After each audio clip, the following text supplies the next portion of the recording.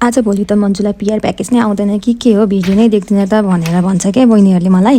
PR package त आउँछ नि, तर के गर्नु, मलाई आजकल अनबक्सिङको भिडियो गर्नै मन लाग्दैन, डाइरेक्ट प्रोडक्टहरूको भिडियो गर्न मन लाग्छ क्या। हिजो एकैचोटि 3टा प्याकेज आएको थियो, अनबक्सिङ गरौँ न। फर्स्ट प्याकेज चाहिँ फ्रम क्लोजमेट, यो चाहिँ एउटा सक्स ब्रान्ड हो जहाँ चाहिँ एकदमै कम्फर्टेबल सक्सहरू पाउँछ।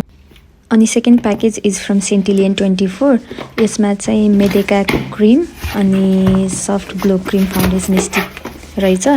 अब यसको नि भिडियोहरू बनाउनु पर्ने हुन्छ। यो प्याकेज देख्दाखेरि चाहिँ मलाई वाउ, मलाई मेकअपको बारेमा चाहिँ केही पनि राम्रोसित थाहा छैन क्या, म स्किन केयरको भिडियोहरू मात्रै बनाउँछु। अब लेट्स ट्राई गरौँ न त होइन, यो पनि कस्तो हुन्छ भनेर।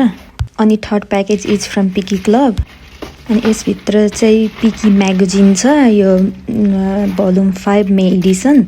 अनि यो चाहिँ स्प्रिङ सेलिब्रेसन इस्युको बारेमा हो। अनि यसमा 2टा सानो सानो क्लिप पनि रहेछ, एकदमै क्युट छ। अनि अर्को प्रोडक्ट चाहिँ ब्रायल लिपस्टिक हो, यो चाहिँ मल्टियुजलाई काम लाग्छ। यो चाहिँ लिपमा पनि लाउन मिल्यो अनि चिकमा पनि लाउन मिल्यो। सानो अनि cute, easy to carry for girls एसेन्सियलमा पनि परिहाल्यो, ब्यागमा क्यारी गर्न पनि इजी हुन्छ। यति गफ गर्दै आजको लागि चाहिँ बाई बाई।